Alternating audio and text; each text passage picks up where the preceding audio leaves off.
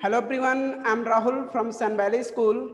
Students, in this session we are going to discuss practice set number 19 of Jawahar Navodaya Vidyalaya entrance examination from Arihant's book. ऐसे student जो नवोदय की preparation में लगे हुए हैं इनके लिए ये वीडियो काफी हेल्पफुल होने वाला है, बिकॉज इससे पहले हम लोगों ने प्रैक्टिस सेट नंबर 1 to 18 इसका भी वीडियो लेके आए हुए थे। जिन स्टूडेंट्स ने इन प्रैक्टिस को वॉच ना किया हो वो हमारे डिस्क्रिप्शन में उनके लिंक शेयर किए गए हैं, वहां से वॉच कर सकते हैं। ये वीडियो काफी हेल्पफुल रहेगा।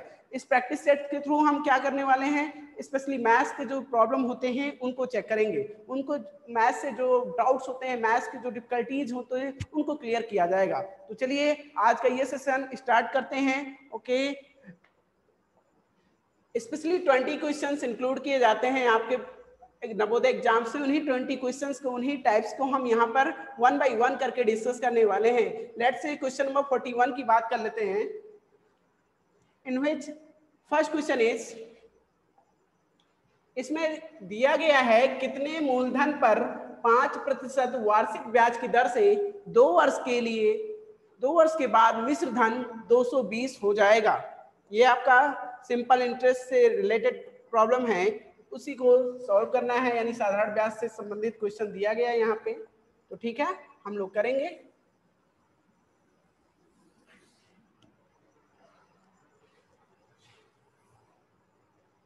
लेट्स से क्वेश्चन नंबर 41 की बात कर रहे थे हम लोग, जिसमें कह रहे हैं कितने मूलधन पर 5% वार्षिक ब्याज की दर से 2 वर्ष के बाद मिश्र धन 220 हो जाएगा। यानी क्या क्या गिवन है, अमाउंट रुपीज 220, 220 हो जाएगा।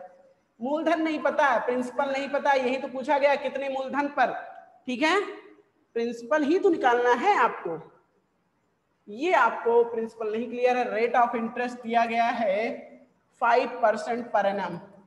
ठीक है, टाइम गिवन है यहाँ पे 2 ईयर, टाइम गिवन है 2 ईयर, 2 साल दिए गए हैं समय, हमें निकालना है प्रिंसिपल।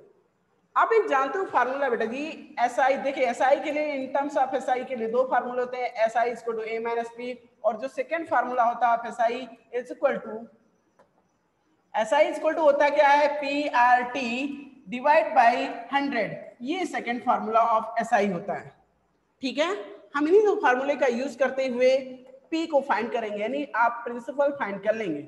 चलिए देखते हैं कैसे करेंगे। लेट्स से अगर एसआई की बात कर लो तो इस एसआई को रिप्लेस किया जा सकता है by A minus P. Okay, क्योंकि यहाँ पे आपने देखा एसआई किसके इक्वल है, ए माइनस पी के इक्वल है। आप क्या करोगे, A minus P is equal to P into R into T divide by 100। Okay, बात समझ में आ गई ये। चलिए अब सारी जो वैल्यू नोन है यानी पता है आप उसको पुट कर दीजिए। अमाउंट कितना 220 दिया गया था, प्रिंसिपल नहीं पता, प्रिंसिपल नहीं पता, रेट ऑफ इंटरेस्ट 5% है, समय 2 साल का दिया गया था, बटे में 100, 5 दूनी 10, 10 एकम 10, 10 2 में 100। इस तरह से यहाँ पे 10 बचेगा। अब आप इस 10 का दोनों में गुणा कर दो तो 220 गुणे 10 यानी 2200 हो जाएगा, और फिर माइनस का 10 पी हो जाएगा, बराबर किसके चल रहा है, ये ओनली पी है। चलिए अब आप करोगे इस पी को भी ट्रांसफर, तो यहां से 11 पी बराबर 2200, और इस तरह से पी बराबर आ जाएगा 11 दूना 11 एकम 11, 11 एकम 11 और 11 दूना 22, 200। कितना, पी बराबर आ गया 200 रुपए। क्या मूलधन क्या आ गया, 200 रुपए। ओके, आई होप ये पॉइंट क्लियर हो गया होगा स्टूडेंट्स। करना क्या था, प्रिंसिपल ही तो फाइंड करना था हमें, हमने प्रिंसिपल फाइंड किया, आ गया आपका 200 रुपए। Which option is correct, option number A exactly match कर रहा है, टिक कर दीजिए। ओके, आई होप ये पॉइंट क्लियर हो गया होगा। अब चलिए नेक्स्ट पॉइंट की बात करते हैं, क्वेश्चन नंबर 42 की। इन्होंने कहा, क्वेश्चन नंबर 42 का स्टेटमेंट है, 8 किलोमीटर की दूरी 50 किलोमीटर प्रति घंटा व 40 किलोमीटर प्रति घंटे की रफ्तार से तय की जाए तो इस दूरी को तय करने के दोनों समयों में अंतर क्या होगा। ठीक है, अलग अलग इस चाल से एक ही दूरी को अगर तय किया जाएगा तो जाहिर सी बात है समय अलग अलग लगेगा। अब इस अलग अलग लगे समयों का अंतर हमें बताना है, तो ठीक है चलिए निकाल लेते हैं। पहले समय को डिफाइन कर लो ना। दूरी ने डिस्टेंस जो दिखाया था वो 800 मीटर की दूरी है। ठीक है, सॉरी किलोमीटर की दूरी दिखाई गई, 800 किलोमीटर की दूरी दिखाई गई है, और S1 यानी फर्स्ट स्पीड क्या दिखाई गई है 50 किलोमीटर प्रति घंटे की, और S2 यानी सेकेंड स्पीड इसकी 40 किलोमीटर प्रति घंटे की रफ्तार रही है। चलिए समय पहले क्या लगा T1 बात कर लें, यानी उसी दूरी को 800 किलोमीटर की दूरी को 50 किलोमीटर प्रति घंटे की चाल से 50 किलोमीटर प्रति घंटे की चाल से चलने में लगा समय T1 हो गया। लगा समय बराबर क्या होता है भाई, समय बराबर क्या होता है दूरी बटा चाल। दूरी कितना 800 किलोमीटर, 40 समय इसकी कितनी रही थी 50 किलोमीटर प्रति घंटा। ये जीरो कैंसिल, 5 एकम 5, 5 एकम 5, और उसके बाद यहाँ से 3 से 30, 5 36 यानी 16 आ जाएगा कुल मिला के। और ये किलोमीटर किलोमीटर कैंसिल, 16 घंटे इंप्लाई दैट कितना आ जाएगा 16 घंटे यहाँ लगा। अब T2 की बात कर लो, यानी दूसरा समय कितना लगा। दूसरे समय की बात कर लो तो इसमें इन्होंने कहा ये सेम दूरी तय किया है, दूरी तो उतना ही 800 किलोमीटर, लेकिन यहाँ पे 40 की बदल गई थी, 40 किलोमीटर प्रति घंटे रही है। हम क्या निकाल रहे हैं अलग अलग समय को तो निकाल रहे हैं, यानी इस 800 किलोमीटर की दूरी 50 किलोमीटर प्रति घंटे की चाल से तय करने में लगा 16 घंटे आ गया। अब समय बात कर लें 40 किलोमीटर प्रति घंटे की चाल से उसी 800 किलोमीटर की दूरी तय करने में लगा समय T2, यानी यहां से सॉल्व करेंगे zero zero cancel, zero zero cancel हो गया, और 4 एकम 4, 4 दूनी 8, कुल मिला के 20 कितना आ गया 20 घंटे। अंतर की बात कर लो, समयों का अंतर तो ज्यादा में से कम को घटा देते हैं, यानी T2 माइनस T1। ज्यादा समय T2 20 घंटा लगा था और कम समय कितना 16 घंटे, तो 20 में से 16 घंटे घट जाएंगे तो बच्चा कितना भाई अंतर कितना आ गया 4 घंटे का अंतर है। दोनों में कितने घंटे का अंतर 4 घंटे का अंतर। क्या कोई ऐसा ऑप्शन मैच कर रहा है क्वेश्चन नंबर 42 के लिए? बिल्कुल option number D exactly match कर रहा है, टिक कर दीजिए। Okay okay students, I hope ये पॉइंट भी क्लियर हो गया होगा।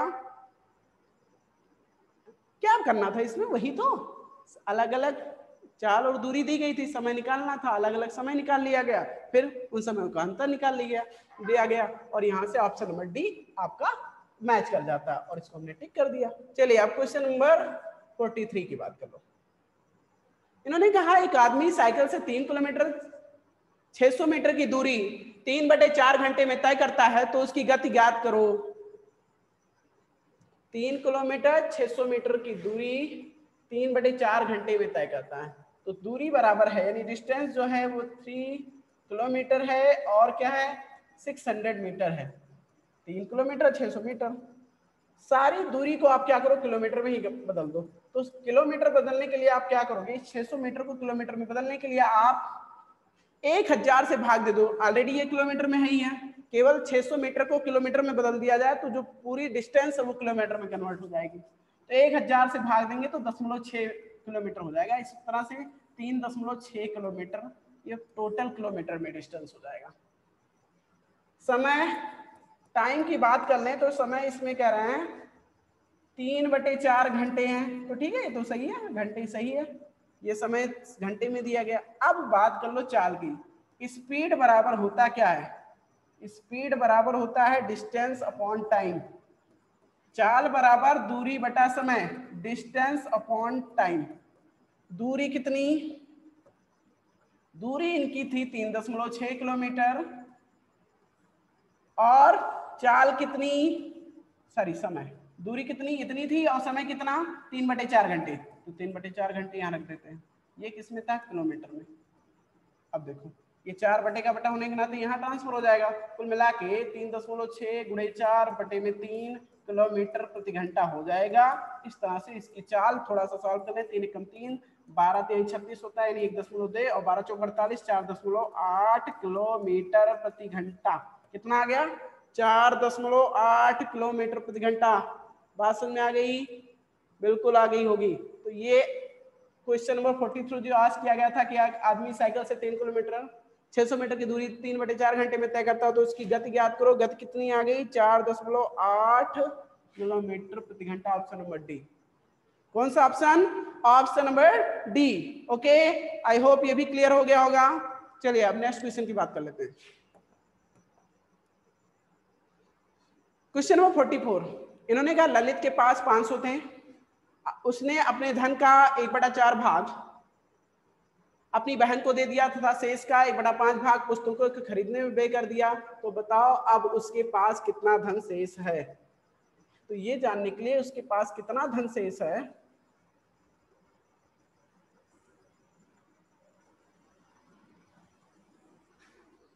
चलो देखो उसके पास कुल रुपए कितने थे, 500 रुपए।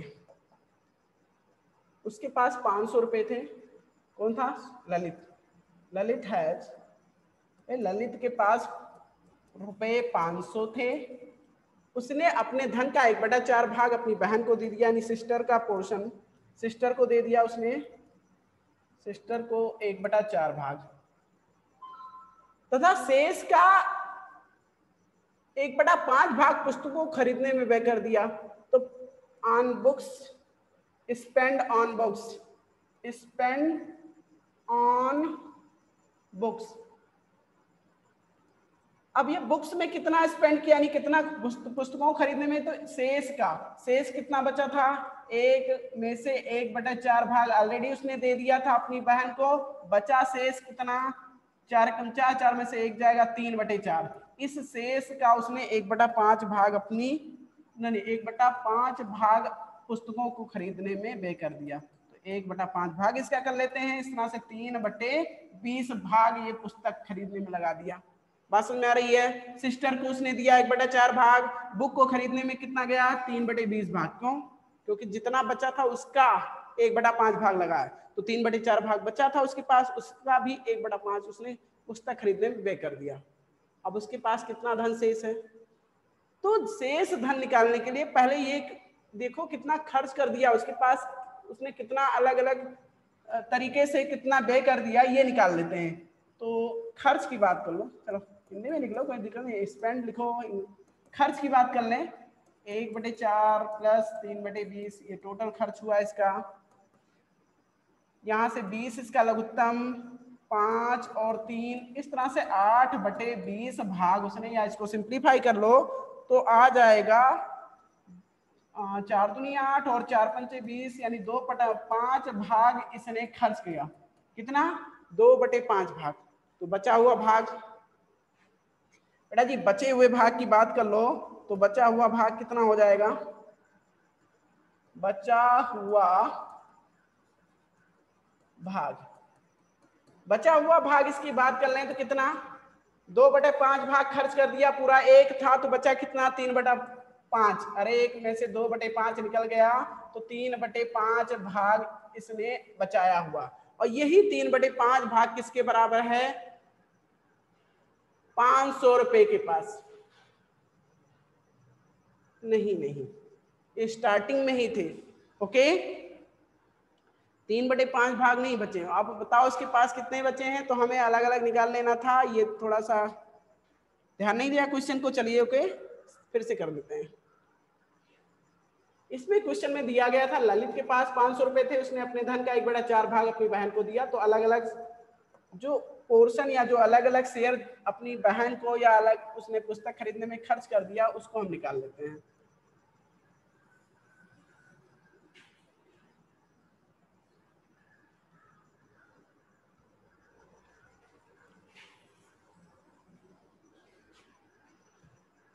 चलिए, कुल धन था उसके पास, कुल धन 500 रुपए, ये स्टार्टिंग में ही थे। उसने अपने धन का 1/4 भाग अपनी बहन को, यानी बहन का भाग, बहन का शेयर की बात करें, बहन का भाग, तो इसी 500 का 1/4 भाग, यानी 1/4 गुणे 500 बराबर कितना, 125, यानी 125 रुपया, सॉरी 150 नहीं 125 तो होगा, हाँ 125 रुपए अपनी बहन को दे दिया उसने। शेष का 1/8 भाग, तो शेष धन, पहले शेष धन की बात कर लो। शेष धन कितना बचा, 500 में से 125 रुपए घट जाएगा, तो कुल मिला के रुपए 375 बचेंगे शेष धन। अब पुस्तकों पर व्यय, पुस्तकों पर व्यय कितना खर्च किया, शेष का 1/5 भाग, यानी 375 का 1/5 निकाल लेंगे, तो कुल मिला के 5 एकम 5, 5 7 35 और 2 25 25 यानी 75 रुपए। यहाँ पे उसने पुस्तक खरीद ली है। कितने का? 75 रुपए का। अब बात कर लो कुछ बचा हुआ धन, यानी उसके पास शेष धन जो बचा हुआ, फाइनली शेष धन कितना बचा भाई? 375 रुपए तो था ही, उसमें से 75 का उसने पुस्तक खरीद लिया है। अब शेष धन की बात कर लें तो इसमें 300 रुपए ही बचे हैं उसके पास, और कहीं अगर खर्च ना किया होगा तो क्वेश्चन देख लेते हैं। बताओ उसके पास कितना धन था? अभी स्टार्ट बचा हुआ धन है 300 रुपए। कितना? सी, ऑप्शन नंबर सी देख पा रहे हो, 300 रुपए यहाँ पे दिया गया है, इसको टिक कर दीजिए बिना झिझक के। ओके, इस तरह से आपने इसको भी सॉल्व कर लिया। आई होप ये पॉइंट भी क्लियर हो गया होगा। वो थोड़ा सा कंफ्यूजन हो गया था, क्वेश्चन में ध्यान नहीं दिया गया था, इसी वजह से प्रॉब्लम हुई थी। ओके, तो चलिए अब नेक्स्ट क्वेश्चन की बात कर लेते हैं।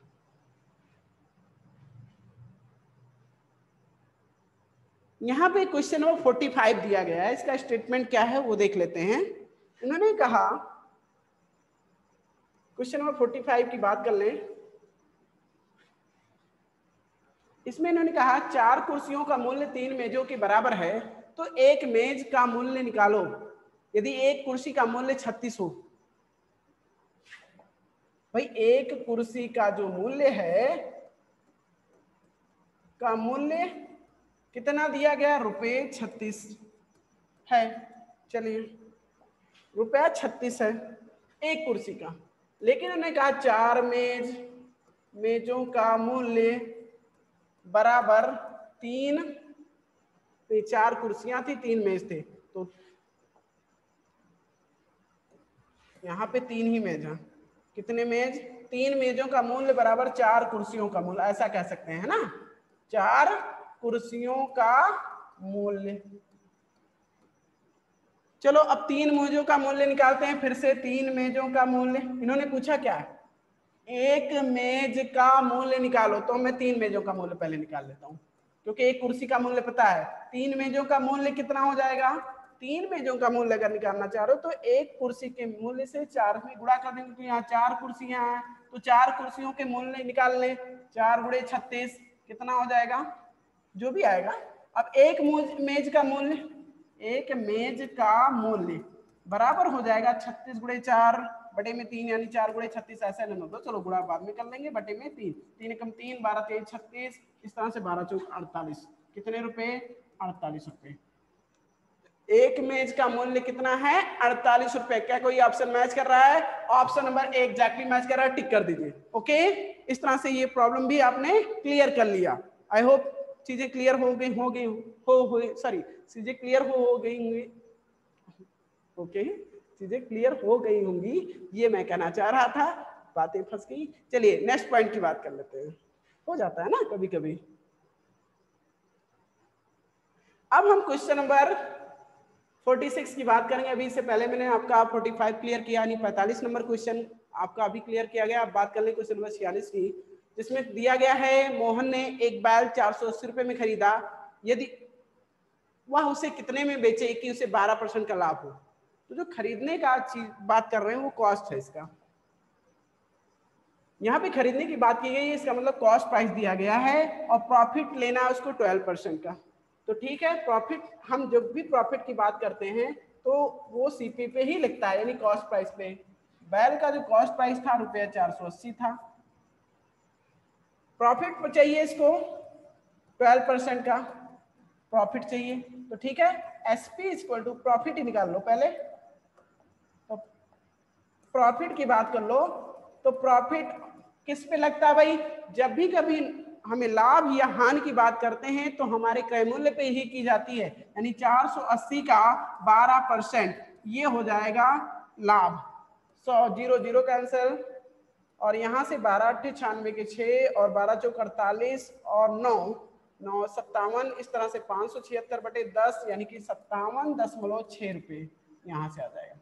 बात समझ में आ गई? 57.6 रुपये आपको प्रॉफिट मिल जाएंगे। तो इस तरह से सेल प्राइस कितना हो जाएगा? 480 में तो खरीद कर ही लाया था, 57.6 रुपये इसको प्रॉफिट मिल जाएगा 12% का। ठीक है, तो कुल मिला के 7 और 0 7 ही रहेगा, 8 5 13 के 3 और 4 1 5, 537.6 रुपये। कितना? कितने में बेचा जाना चाहिए बैल को? 537.6 रुपए में 12% लाभ के लिए, अगर वो 480 रुपए में खरीदा है तो 537.60, ये आपका option number C exactly match कर रहा है। टिक कर दीजिए, ये आपका करेक्ट आंसर है। ओके, चलिए अब नेक्स्ट क्वेश्चन की बात करते हैं। क्वेश्चन नंबर 46 अभी मैंने क्लियर किया, आप बात कर लें क्वेश्चन नंबर 47 की। इसमें क्या दिया गया है? क्या दिया गया है? इसमें इन्होंने बताया एक वर्गाकार मैदान की लंबाई 50 मीटर है, यदि घास लगवाने का खर्च 30 पैसा प्रति वर्ग मीटर हो तो पूरे मैदान में घास लगवाने का क्या खर्च पड़ेगा? ठीक है, अब देखो ये वर्गाकार मैदान की लंबाई 50 मीटर है, घास लगवाने का खर्च यानी क्षेत्रफल से संबंधित बात कर रहे हैं, तो ठीक है। अगर आप वर्ग की बात करते हैं तो ये मान लीजिए वर्ग है आपका, ठीक है। इसकी जो लंबाई है 50 मीटर है, यानी एक भुजा की लंबाई 50 मीटर तो दूसरी भी 50 मीटर ही होगी, क्योंकि वर्ग की सारी भुजाएं बराबर होती हैं। यदि घास लगवाने का खर्च 30 पैसा प्रति वर्ग मीटर है तो पूरे मैदान में घास लगवाने का खर्च कितना आएगा? पहले क्षेत्रफल कितने में घास लगेगा ये तो निकाल लो, पहले हम ये निकालेंगे घास कितने क्षेत्रफल में लगवाना है। तो वर्ग का क्षेत्रफल, किसका क्षेत्रफल? वर्ग का क्षेत्रफल। भुजा गुणे भुजा यानी साइड इंटू साइड, ये होता है फार्मूला 50 गुणे 50 कुल मिला के मीटर, ये दोनों ही चीजें मीटर में तो मीटर स्क्वायर हो जाएगा 2500 वर्ग मीटर, ये आ गया। एक वर्ग मीटर में जो घास लगवाने का खर्च आता है पैसा 30 आता है, यानी 30 पैसे का खर्च आता है। यानी इस तरह से घास लगवाने का खर्च, घास लगवाने का खर्च पैसे की बात किया गया ना कि रुपए में, तो 2500 गुणे 30 पैसा है बोला गया है, तो 30 पैसे को अगर हम रुपए में चेंज करें तो 100 से भाग दे देंगे भाई, पैसे को रुपए में चेंज करा, ये किस में हो गया? रुपए में हो गया, ये रुपए में हो गया। ये आप थोड़ा सा ध्यान देने की बात है, ये रुपए में हो गया। चलो हमने क्या किया, इस 30 पैसे को रुपए में बदल दिया। अब 0 0 यहाँ से ये डबल 0 और ये डबल 0, ये कैंसिल हो गया। 25 यहाँ कितना होता है? 75 होता है, और एक सिंगल 0 आ जाएगा, 750 रुपए का खर्च आएगा। कितने का आएगा? 750 रुपए का खर्च। कोई ऑप्शन मैच कर रहा है? हाँ, ऑप्शन नंबर एग्जैक्टली मैच कर रहा है। ओके, इस तरह से ये भी क्लियर कर दिया गया। ओके, आई होप स्टूडेंट्स चीजें समझ में आ रही होंगी वो आपको, है ना? डाउट नहीं होना चाहिए, जैसा क्वेश्चन उसी को, उसके स्टेप्स को, उसके रूल्स को, जो भी आपने स्टडी किया है फॉलो करते रहिए। कॉन्फिडेंट होके कहिए चीजों को, तो चीजें क्लियर होती जाएंगी। ओके, चलिए अब हम नेक्स्ट क्वेश्चन की बात कर लें। क्वेश्चन नंबर 48, इसमें दिया गया यदि किसी संख्या, अभी हमने इससे पहले आपका क्वेश्चन नंबर जो आपका डिस्कस किया था वो 47वां नंबर क्वेश्चन था। बात कर लें क्वेश्चन नंबर 48 की, इसमें करें यदि किसी संख्या को उसी संख्या से गुणा किया जाए तथा गुणनफल 225 हो तो वह संख्या क्या है?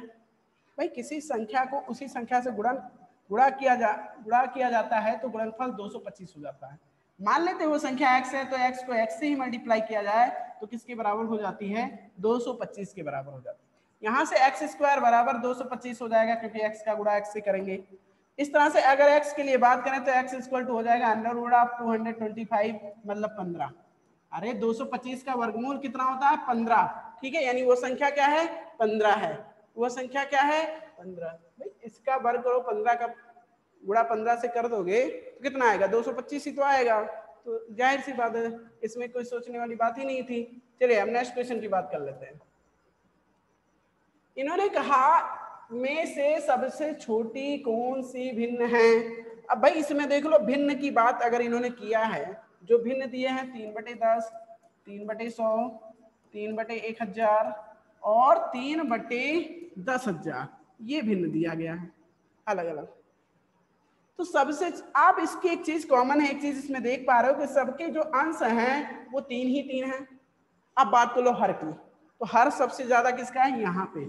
आप ये रूल जानते हो, जिसका अंश समान हो और हर जिसका अधिक होगा, हर जिसका अधिक होगा वो भिन्न उतनी ही छोटी होगी। यानी सबसे छोटी भिन्न कौन सी है? 3/10,000। अरे 3 के 10,000 भाग की बात कर रहा है, तो सबसे ज्यादा भाग इसी में होंगे, यानी ये सबसे छोटा होगा, सबसे छोटा 3/10,000 यानी 3/10,000। Option number D is exactly correct, tick कर दीजिए। ओके यस बेटा, तो अब बात कर लेते हैं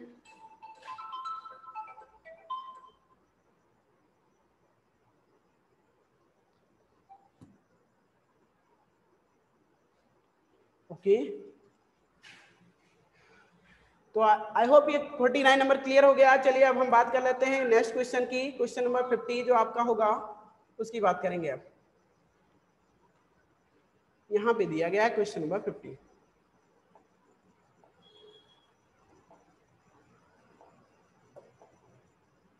इन्होंने कहा मनीष, आदित्य और राकेश एक वृत्ताकार मैदान का साइकिल द्वारा क्रमशः 6 मिनट, 8 मिनट और 12 मिनट में पूरा चक्कर लगाते हैं,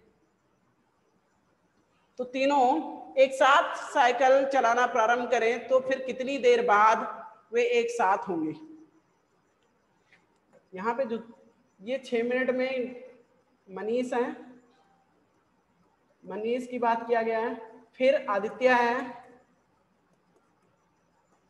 आदित्य कितने मिनट में 8 मिनट में चक्कर लगाते हैं, 6 मिनट में चक्कर लगाता है पहला, ये 8 मिनट बाद चक्कर लगाता है, ये 8 मिनट बाद चक्कर लगाया। और जो तीसरा लड़का है राकेश, इसने कितने मिनट बाद चक्कर लगाना शुरू किया, 12 मिनट बाद। अब नहीं ये कह रहा 6 मिनट, इसको एक चक्कर लगाने में इतना समय लगता है 6 मिनट मनीष को लगता है, और आदित्य को 8 मिनट समय लगता है, राकेश को एक चक्कर पूरा करने में 12 मिनट का समय लगता है किसी वृत्ताकार मार्ग के चारों ओर का चक्कर लगाने के लिए। अब इन्होंने कहा कि अगर वे एक साथ चलना आरंभ किए हों, ए बी सी तीनों एक साथ स्टार्ट किए हों, तो कौन सा वो समय होगा, कितने समय बाद फिर वे एक साथ होंगे। तो भाई ये 6 मिनट में पूरा करेगा, दूसरा चक्कर इसका 12 मिनट में होगा, तीसरा 18 और चौथा 24, ऐसे 30 चलता जाएगा इसका। अगर इसके चक्करों की संख्या तो दूसरा चक्कर इसका 16 मिनट पे होगा, तीसरा 24, चौथा 32, ऐसे चलता जाएगा। इसकी बात करें तो दूसरा चक्कर ये 24 मिनट पे ही पूरा कर लेगा, तीसरा 36, इस तरह से ये भी चलता जाएगा। एक चीज और, क्या कोई समय है जहां पे ये तीनों एक साथ दिख रहे हैं, तीनों का कॉमन टर्म कोई है? हाँ ये सर कॉमन फैक्टर है तीनों का 24। 24 मिनट पे, 24वें मिनट पर तीनों एक साथ होंगे। कौन से मिनट पे? 24वें। अगर वो एक साथ मतलब चले थे तो उसके 24वें मिनट बाद वो फिर एक साथ होंगे। देख पा रहे हो ना, यानी तीनों एक साथ कब होंगे? 24 मिनट बाद। ऑप्शन नंबर कौन सा इसमें करेक्ट होगा? ए। कहने का मतलब एलसीएम निकाल दिया गया है। इसमें क्या निकाला गया है? Uh, sorry LCM, least common multiple. बात समझ में आ गई? चलिए अब नेक्स्ट क्वेश्चन की बात करते हैं। क्वेश्चन नंबर 51 जो दिया गया इसमें करें, एक सैनिक पड़ाव में 960 सैनिकों के लिए 40 दिनों के लिए खाने का सामान है। बताओ कि 1200 सैनिकों के लिए यह सामान कितने दिनों के लिए पर्याप्त होगा? 960। अच्छा एक चीज आप देख लो, ये जो क्वेश्चन है आपका ये इनडायरेक्ट प्रोपोर्शन का क्वेश्चन है। कौन सा? इनडायरेक्ट। इनडायरेक्ट प्रोपोर्शन होता क्या है? जिसमें एक टर्म्स यानी एक क्वांटिटी बढ़ती है और दूसरी क्वांटिटी घटती है। कहने का मतलब ये है, अगर हम बताते हैं कि सर 960 सैनिक हैं, अगर वो भोजन 40 दिन तक करते हैं, ठीक है। इन्होंने कहा सर 1200 सैनिक हो जाएं, तो क्या वही भोजन 40 दिन तक चलेगा? लोग बढ़े हैं, सैनिक बढ़ गए, तो क्या भोजन 40 दिन तक चल पाएगा? नहीं। खाने वाले ज्यादा तो दिनों की संख्या कम हो जाएगी। तो यहाँ पे एक तरफ तो सैनिक बढ़े हैं, दूसरी तरफ दिनों की संख्या, जो खाने के दिनों की संख्या थी वो घट जाती है। तो इसी को इनडायरेक्ट प्रोपोर्शन बोलते हैं। और इस टाइप के क्वेश्चंस को करते कैसे हैं, चलिए मैं बताता हूँ। एक तरफ आप सैनिक राइट कर लीजिए, सैनिक, और एक तरफ दिनों की संख्या। मैंने कहा ना इनडायरेक्ट प्रोपोर्शन होता है इसमें। तो एक तरफ सैनिक कितने, 960 सैनिक थे, और यहाँ पे 1200 सैनिक थे। 960 सैनिकों को लगता था 40 दिन, और 1200 सैनिकों को कितने दिन लगेंगे? x दिन। वही खाना खाएंगे भाई, नहीं पता तो x दिन मान लेते हैं।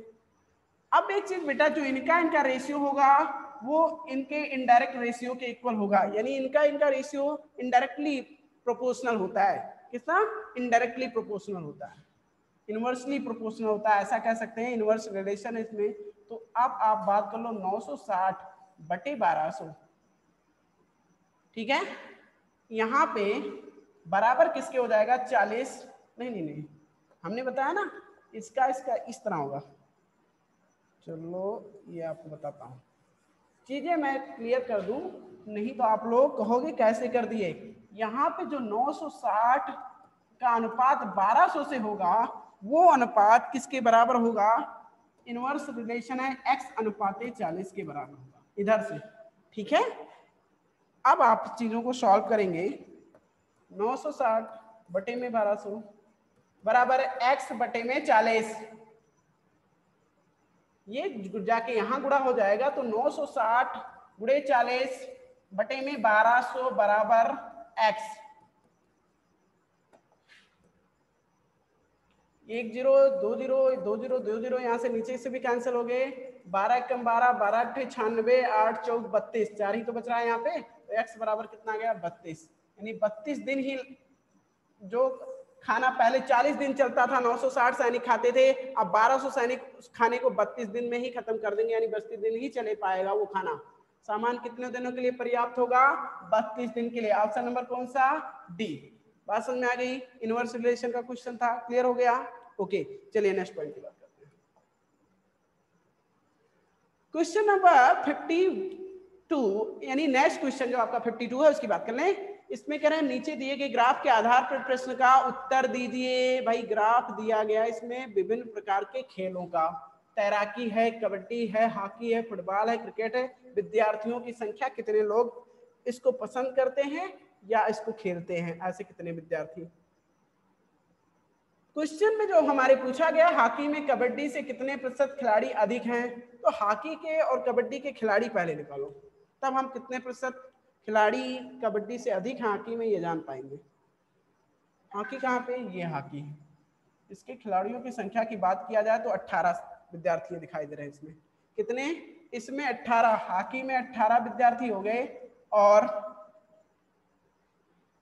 कबड्डी की बात की गई है, दूसरी जो खेल है इसमें कबड्डी की बात की गई। कबड्डी कहाँ पे है, कबड्डी ये ऊपर आपका दिखाया गया है, और ये जो मैच करता है इस किससे 12, इसमें 12 खिलाड़ी दिखाए गए हैं या 12 विद्यार्थी हैं। आपने कहा कितने खिलाड़ी, यही आपको बताना है हॉकी में कबड्डी से कितने प्रतिशत खिलाड़ी अधिक हैं, तो अधिक खिलाड़ी कबड्डी में, भाई पहले हॉकी में ज्यादा है, तो इस प्रकार हॉकी में अधिक खिलाड़ियों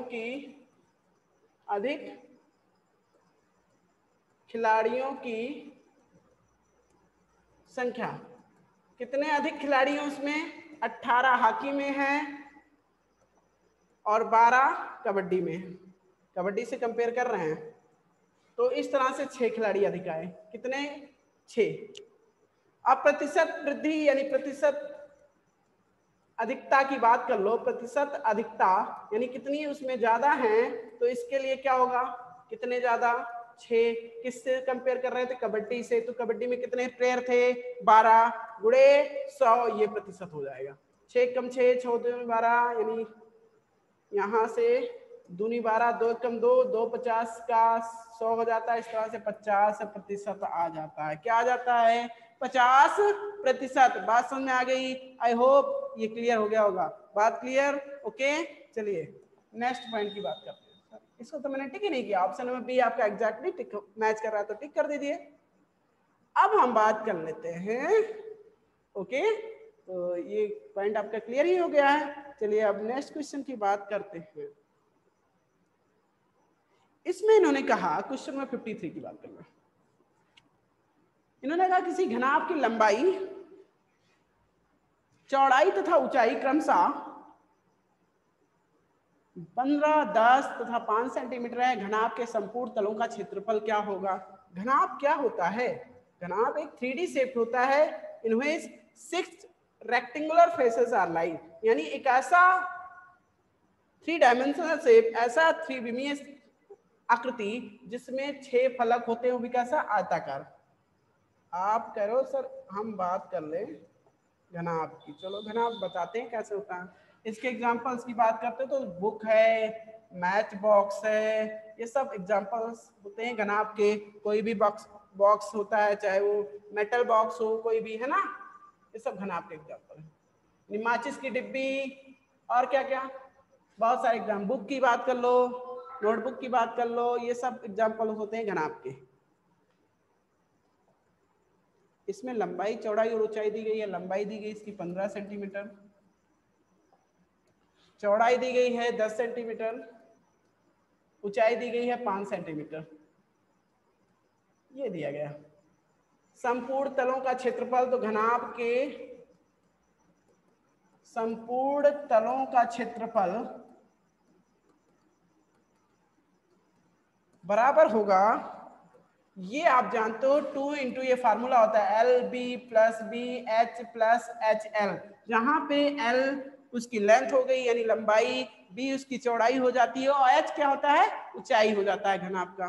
ठीक है, तो सारी चीजें हमें पता है। 2 गुणे लंबाई कितना 15, चौड़ाई कितनी, चौड़ाई 10 सेंटीमीटर दी गई है। चलो इसी में कर लेते हैं प्लस, चौड़ाई 10 ऊंचाई 5 प्लस ऊंचाई 5 लंबाई 15। अब सबका गुणा कर लेते हैं। 2 15 दो में 150, 10 पचे 50, 15 पचे 75, जोड़ लो सबको, 2 से गुणा कर देना। उसके बाद 275 कितना आ जाएगा, 275 गुणे 2 तो भाई 27, 550 कितना हो जाएगा 550, ये क्षेत्रफल आ गया इन मीटर स्क्वायर, जो भी सेंटीमीटर जैसा भी यूनिट दिया गया होगा, सेंटीमीटर है ना, तो सेंटीमीटर स्क्वायर किस में आ गया, सेंटीमीटर स्क्वायर। भाई क्या करना था, करना यही था कि इसमें घनाभ के संपूर्ण तलों का क्षेत्रफल का फार्मूला यूज कर लेना, बाकी सारी चीजें दी गई हैं, हो गया क्वेश्चन 550 सेंटीमीटर स्क्वायर। कोई है ऑप्शन, हाँ ऑप्शन नंबर ए। ओके, बात क्लियर। चलिए नेक्स्ट बात की पॉइंट क्वेश्चन की बात कर लेते हैं। इसमें दिया गया है 0.022 को किस संख्या से गुणा करें कि गुणनफल 66 हो जाए। हमें नहीं पता किस संख्या से गुणा करें इसको, तो किस गुणनफल 66 हो जाए, तो भाई ऐसा करो इस 66 को इसी संख्या से भाग दे दो, तो हमें दूसरा गुणक पता चल जाएगा इसका क्या होगा दूसरा गुणज। तो 66 में किस से भाग दे देना, 0.022 से। अब दशमलव हटाना है तो 3 अंक के बाद दशमलव लगा है तो 3 जीरो ऊपर बढ़ा दीजिए, इस तरह से ये दशमलव हट जाएगा। अब बात कर लो डिवाइड करने की, तो काट देते हैं 22 से कम 22, 22 यहाँ 66 और 3 जीरो साइड में इसका आ जाएगा 3000, कहने का मतलब क्या आ जाएगा 3000। समझ में आ गई बात, यानी वो कौन सी संख्या है जिसको 0.22 को गुणा किया जाए तो गुणनफल 66 हो जाएगा 3000, क्या हो जाएगा 3000, ऑप्शन नंबर ए। बात क्लियर, बात क्लियर। ओके चलिए नेक्स्ट क्वेश्चन। थोड़ा जल्दी जल्दी कर रहे हैं बिकॉज बहुत सारे क्वेश्चन डिस्कस करने हैं इस वजह से, लेकिन आप लोग आई होप जितने भी क्वेश्चन यहाँ पे डिस्कस किया जा रहा है वो आप लोगों को अंडरस्टूड हो रहे होंगे। ओके, मोहन ने अपनी माँ से कहा कि उसकी गुल्लक में 11,1111 रुपए जमा हो गए हैं या धनराशि। भाई कितना जमा किया, 11,000, ठीक है, प्लस 1100 प्लस 11, यही तो 11,1111, ये 11,000 और 11,000 में 1,100 रुपये और जोड़ दोगे तो 12,100 हो जाएगा। भाई इसमें 11 और जोड़ दो तो कितना आ जाएगा 12,111 रुपये, 12,111 रुपये। क्या कोई ऑप्शन मैच कर रहा है, हाँ 12,111.00, ये ऑप्शन नंबर बी मैच कर रहा है। तो ये भी आपने क्लियर कर दिया, कंफ्यूज करने के लिए डाल दिए थे, बाकी ऐसा कुछ था नहीं इसमें। 11,1111 रुपये, तो ठीक है 11,1111 जोड़ने पर 12,111 हो गए। चलिए नेक्स्ट क्वेश्चन, आई होप ये भी क्लियर हो गया होगा। अब हम नेक्स्ट क्वेश्चन की बात करते हैं, क्वेश्चन नंबर, थोड़ा सा स्कैनिंग प्रॉब्लम हुई है लेकिन मैं क्वेश्चन क्लियर करूंगा आप लोगों को। यहाँ पे इन्होंने क्वेश्चन जो बात किया है 12,000 नहीं भाई 12,000 नहीं है, इसमें है एग्जैक्टली 1,21,000। चलो मैं इसको पहले क्लियर कर देता हूँ। क्वेश्चन नंबर 55 यानी 55 नंबर क्वेश्चन मैंने ऑलरेडी आपका क्लियर कर दिया। बात करने क्वेश्चन नंबर 56 की।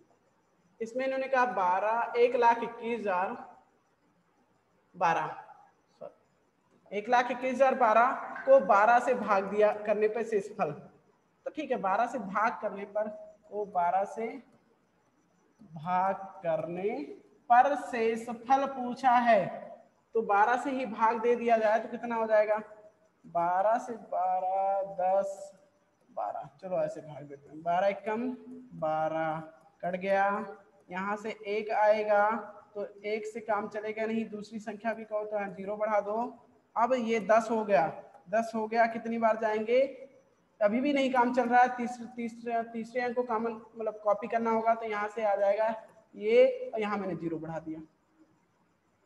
12 अट्ठे 96, अब क्या होगा, यहाँ से आएगा 5 और यहाँ से आएगा 2, इस तरह से 52, 12 चौक 48, कितना 48, कितना बचेगा शेष 4, शेष कितना 4, यानी अगर हम 1,21,012 को 12 से भाग करें तो शेषफल क्या आएगा 4, ऑप्शन नंबर बी इसका करेक्ट ऑप्शन हो जाएगा। ओके, बात समझ में आ गई, क्लियर, ओके। चलिए नेक्स्ट क्वेश्चन की बात कर लें। इसमें दिया क्या गया है, इसमें इन्होंने कहा क्वेश्चन नंबर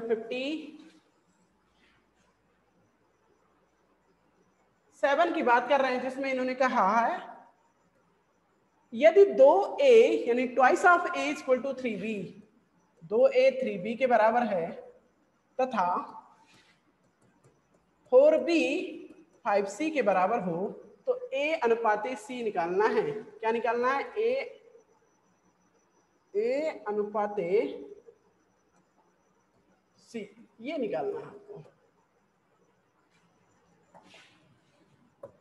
चलो अगर हमें दो, ठीक है अनुपात दिया गया ना, यहां से अगर a और b का अनुपात निकालें, a बटे b कर दो, इसको नीचे ले आओ b को, और इधर 2 को उधर भेज दो तो 3 बटे 2 हो जाएगा। सही बात, इतनी बात क्लियर, क्वेश्चन फर्स्ट।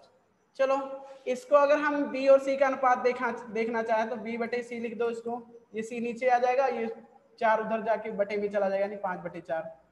कहने का मतलब अगर हम इसके अनुपात को, किसके अनुपात को देखना चाह रहे हैं, ए और सी के अनुपात को निकालना है हमें, तो बी के टर्म्स को बराबर कर दो, सारे अनुपातिक वैल्यू बराबर होने चाहिए, यहाँ बी 2 है वहां 5 है, तो ऐसा करो इसमें 5 से गुणा कर दो दोनों में, और इसमें दोनों में 2 से गुणा कर दो। अभी देखो ये क्या हो जाएंगे, बैलेंस हो जाएंगे। बैलेंस होने का मतलब ये होता है 3 5 15 और 2 5 10, कुल मिला के भाग करने पे भी हो जाता है। चलिए, और ये a बाई बी हो गया, और ये गामा है b बाई सी, 10 बटे में 8, बात समझ में आ गई, 10 बटे में 8। एक चीज देख लो, यहाँ पे a जो है 15, b यहाँ भी 10 है, b यहाँ भी 10 है, इसका मतलब a जो डिनोट कर रहा है वो 15 को कर रहा है, और जो c डिनोट कर रहा है वो 8 को, तो यानी a अनुपाते c बराबर हो जाएगा 15 अनुपाते 8। बात समझ में आ गई, बात समझ में आ गई। दूसरा तरीका ये था कि अगर आप a बाई बी था जो भी दिया गया था 3 बटे 2, और दूसरा b बाई सी दिया गया है जो भी दिया गया है इसका 5 बटे 4, इसको पलट देते, c बाई बी कर देते, इसको पलट के क्या कर देते, c बाई बी कर देते, तो ये हो जाता 4 बटे 5, और इसका गुणा कर देते। गुणा कैसे करते, a बाई बी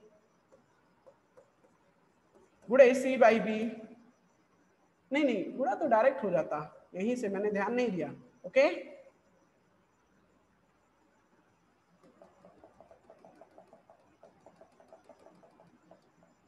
इन दोनों इक्वेशंस का गुणा कर देते तब भी हो जाता। बेटा जी ये चीजें भी हो सकती थी direct, a by B multiplied by b by C हो जाता, इधर क्या हो जाता 3 बटे 2 गुणे 5 बटे 4, बस हो गया, b भी कैंसिल, a अनुपाते c बराबर 15 बटे 8 या 15 अनुपाते 8, जैसा भी समझना हो समझ सकते हो। क्वेश्चन क्लियर होना चाहिए, आपका आंसर आना चाहिए, कैसे ले आए नहीं मायने रखता, मतलब तरीका सही, तरीका भी सही हो, लेकिन बे अपने अपने होते हैं, हो सकता है किसी और तरीके से आपने कर लिया, बट ऑप्शन करेक्ट होना चाहिए। हाँ चलिए, तो इसमें 8 अनुपाते 15, ऑप्शन नंबर बी। बात समझ में आ गई। अब हम बात कर लें क्वेश्चन नंबर 58 की। तो इसमें क्या दिया गया है, 58 नंबर क्वेश्चन जो दिया गया है, इसमें दिया गया है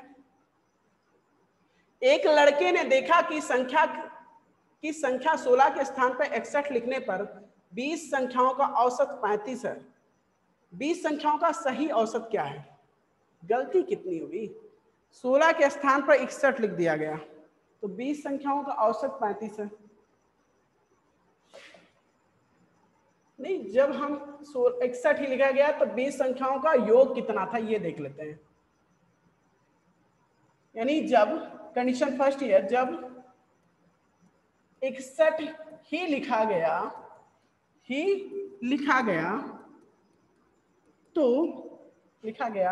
तो 20 संख्याओं का योग, 20 संख्याओं का योग, उन 20 संख्याओं का योग निकालना है। तो 20 संख्याओं का योग भाई कितना होगा? 20 नंबर ऑफ टर्म्स थे, पद कितने थे? 20, और इसका औसत जो आया था वो 35 आया था। कुल मिलाके इसमें कितना आ जाएगा? 35 गुना 70, और ये आपका आ गया 700। लेकिन एक गलती हुई है इसमें 61 लिखा गया था। लिखना कितना चाहिए था? एक अंक इसमें 61 भी है। जितने भी x1 x2 x3 dot dot dot ऐसे एक अंक इसमें x20 ऐसे करके लिखा गया। मान लो इन सब पदों का योग है 700। भाई औसत का फार्मूला तो आपको पता है ना, औसत बराबर होता क्या है? कुल पदों का योग बटे में पदों की संख्या। तो ये अगर हमें औसत पता है, पदों की संख्या पता है, तो कुल पदों का योग निकालने के लिए औसत गुणे कुल पदों का योग, वही किया हूं मैं। यहाँ 700 आ गया 20 पदों का। लेकिन एक चीज इसमें गलती हो गई है भाई, 61 की जगह, सॉरी 16 की जगह 61 लिख दिया गया। तो ज्यादा कितना लिखा गया है? 16 से कितना ज्यादा है? 61। 11 में से 6 जाएगा 5, और 5 में से 1 जाएगा 4, यानी 45 इसमें ज्यादा जुड़ा है, तब 700 आया है। तो अगर सही 20 संख्याओं का है, जब 16 लिखा जाता, जब 16 लिखा जाता तब संख्याओं का योग अगर निकालते तो उसमें से 45 घटा देते, क्योंकि 45 ज्यादा जुड़ गया था। योग संख्याओं का योग 700 में से 45 घटा दो, कितना आ जाएगा? इसमें आ जाएगा 655। ये संख्याओं का योग आएगा। अब औसत निकाल लो। अब औसत, सही औसत हमें निकालना ना। औसत बराबर होता है कुल पदों का योग। कितना आ गया? 20 पदों का योग 655।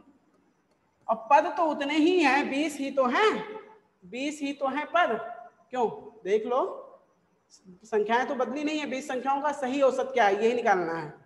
20 संख्याओं का सही औसत निकालने के लिए अब भाग दे देंगे, तो ठीक है।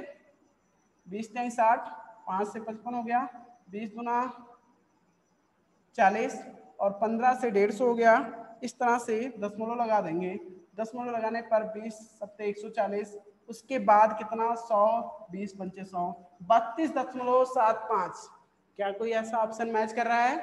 क्या कोई ऐसा ऑप्शन मैच कर रहा है? देखना होगा हमें, है ना। देखिए बेटा, इसमें जो पॉइंट है 32.75, हाँ ये ऑप्शन नंबर एग्जैक्टली मैच कर रहा है। तो आई होप ये भी क्लियर हो गया होगा।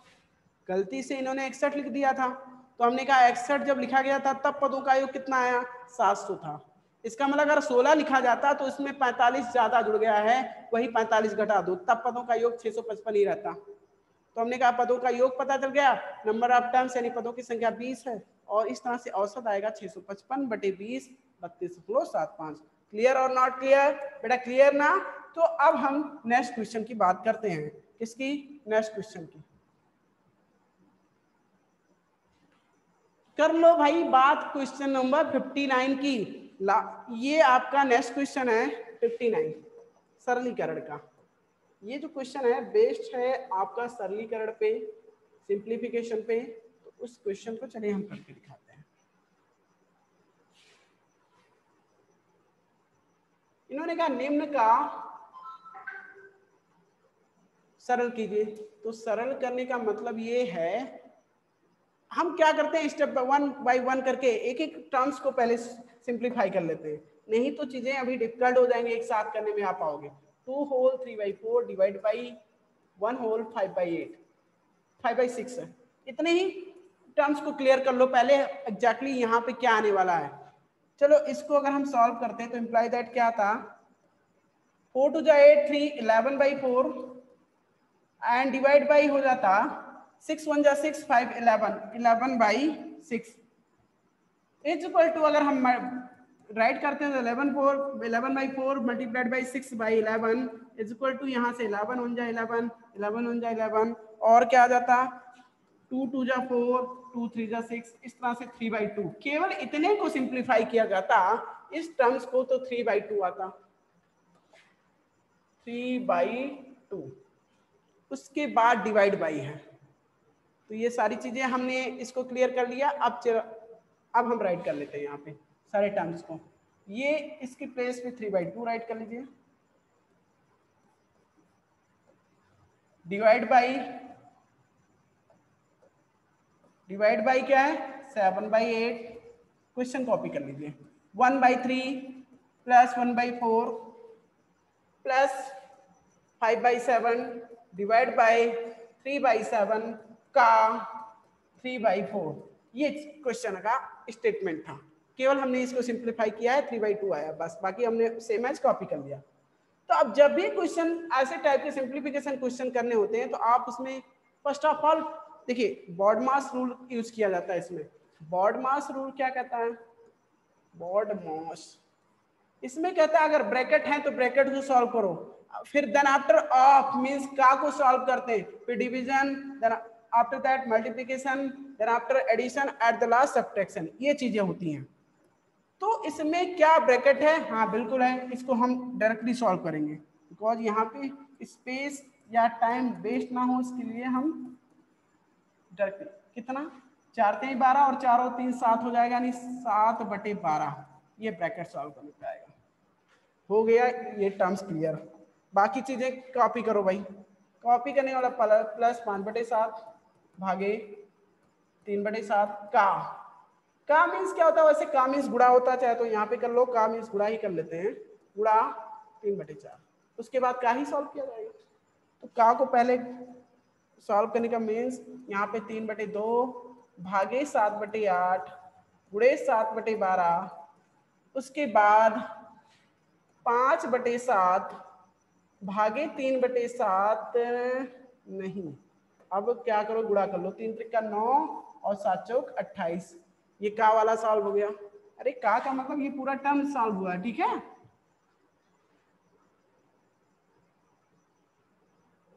चलिए नेक्स्ट, अब क्या करना है, हमें करना है डिवीजन। डिवीजन मतलब 3/2 यहाँ मल्टीप्लाई बाई कर दो, यहाँ कर देंगे तो ये मल्टीप्लाई होगा। भाई इतना चीजें सॉल्व किया, इसके साथ ये भी लगा हुआ है, कहने का मतलब ये पूरा डिवाइड होगा, तो डिवाइड के टर्म्स सारे होंगे। समझ में आ रही बात, केवल अकेले ये नहीं डिवाइड में जाएगा, ये टोटल से डिवाइड हो रहा है ये चीज। तो टोटल से डिवाइड होने का मतलब सॉल्व करें तो 7 7 49 बटे में 12 8 96 और कुल मिला के यहाँ पे प्लस का 5/7 और गुड़े इसको भी पलट दो 28/9। चलो अब हो गया बात, यहाँ भी पलट देते 3/2 गुड़े 96/49 प्लस का 5, इसको सिंप्लीफाई कर लें 7 चौक 28 और इस तरह से यहाँ क्या आएगा, यहाँ क्या आएगा 4 7 चौक 28, अब आपका बच रहा है 4 पंचे 20 बटे में 9। चलो इतनी चीजें, अभी थोड़ा सा इसको सिंप्लीफाई करें, 2 कम 2 48 दूना 96 और यहाँ से भाई 96 और सॉरी 48 और 3 का गुणा कर लो, बस कटेगा तो है नहीं, 48 और 3 का गुणा करें तो 144 बटे में 49 प्लस 20/9, इसको सिंप्लीफाई करना होगा। देखते हैं क्या कोई ऑप्शन भी है।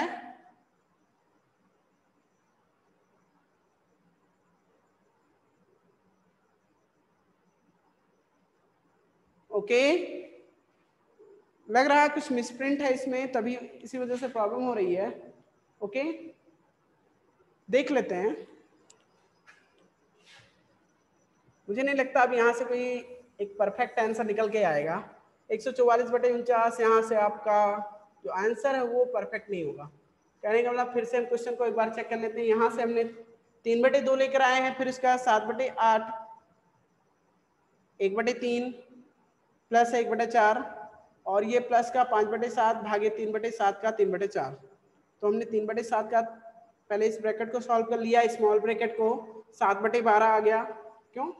4 3 12 और 4 1 4, 4 3 7, 7/12। ओके, शायद यहां से प्रॉब्लम हुई है, देख लेते हैं।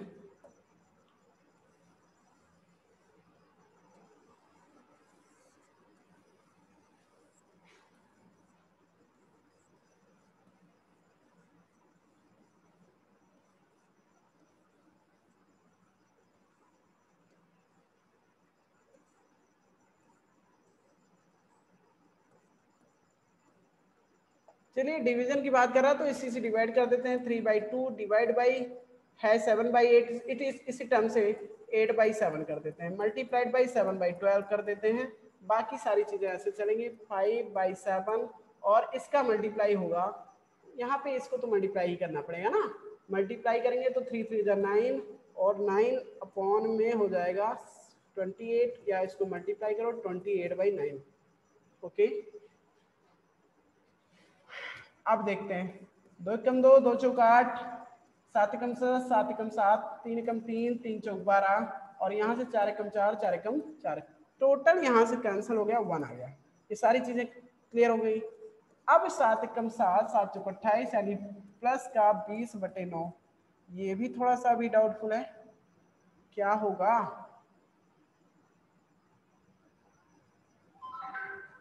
20/9 आ रहा है यहाँ पे। चलो इसको भी थोड़ा, इसके टर्म्स को भी क्लियर कर लेते हैं। मुझे लग रहा है थोड़ा सा वहां पे क्लियरिफिकेशन नहीं दिया, इसी वजह से प्रॉब्लम हो रही है। क्वेश्चन क्लियर नहीं है जैसा होना चाहिए था। चलो देख लेते हैं। इसको हम क्या करते हैं, 5 इतना एक ही आएगा और इसको अगर हम 5/7 को केवल इसी से भाग दें 7/3 से, तो गुणे में 3/4 ही रह जाए तो क्या होगा? 7 7 कैंसिल, 3 3 कैंसिल, ये 5/4 और इस तरह से 5/4 को मिला के 9/4 तक ही आएगा। तो आंसर यहाँ भी मैच नहीं कर पाएगा। क्यों? चलिए ऑप्शंस में चेक करते हैं, कोई ऑप्शन था? क्या आया था? 49 हम लोगों ने सही किया था, बट ऑप्शन थोड़ा सा चेक नहीं किया गया, इसी वजह से, है ना। आप सॉल्व करिएगा, 49/80 ही आएगा। अभी हम लोगों ने देखा था 49/80 इसका करेक्ट आंसर होगा। ओके, चलिए नेक्स्ट पॉइंट की बात कर लेते हैं, क्वेश्चन नंबर 60 की। ट्राई कर लूं क्या? टाइम थोड़ा सा, चलो इसका आया था, हम लोगों ने सॉल्व किया था 3/2। इतना सॉल्व करने पे 3/2 आया था, भागे 7/8। चलो अब इसको नेक्स्ट, यहाँ पे क्वेश्चन नंबर 60 की बात कर लेते हैं। अब उसको हम ड्रॉप करते हैं, नेक्स्ट क्लास में इसको क्लियर कर देंगे। ओके, यदि x का 30% 72 है तो x का मान है, x का 30% 72 है तो ठीक है, x का 30% 30% ऑफ x 72 है तो 30/100 गुणे x बराबर 72। और इस तरह से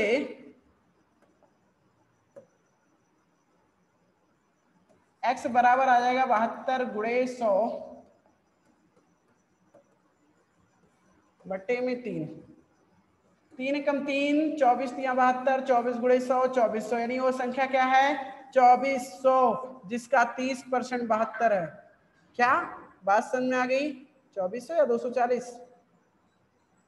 30/100 था, मैंने 3 ही लिखा है, तो ये 30 से यहाँ 30 से एक 0 0 कैंसिल हो जाएगा तो 240 बचेगा। कितना बचेगा? 240। तो आई होप ये क्लियर हो गया होगा। Option number B exactly match कर रहा है, टिक कर दीजिए। तो स्टूडेंट्स इसमें लगभग सारे क्वेश्चंस क्लियर कर दिया। बात करें क्वेश्चन नंबर 59, तो ये थोड़ा सा मैंने ऑप्शंस पे ध्यान नहीं दिया, इसी वजह से प्रॉब्लम हुई है। बाकी सारे क्वेश्चंस क्लियर कराए गए। अगर आपको वीडियो पसंद आते हैं तो प्लीज़ हमारे चैनल्स को सब्सक्राइब कर लीजिए और ऐसे ही वीडियोस को वॉच करते रहिए। ओके।